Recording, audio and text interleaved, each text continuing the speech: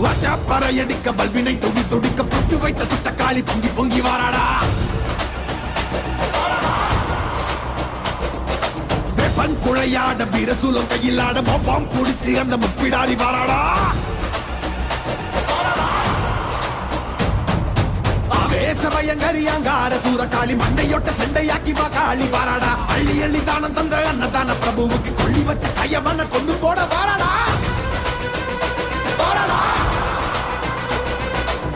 உள்ள கொண்ட அந்த விண்டன செதறடிச்ச கள்ளமான கொண்டவ கதை முடிக்க வாராடா. உருக்கி கொடையளிச்ச புத்தமன் உயிர் எடுத்த பாதக இடுப்போடைக்க பத்திரகாளி வாராடா.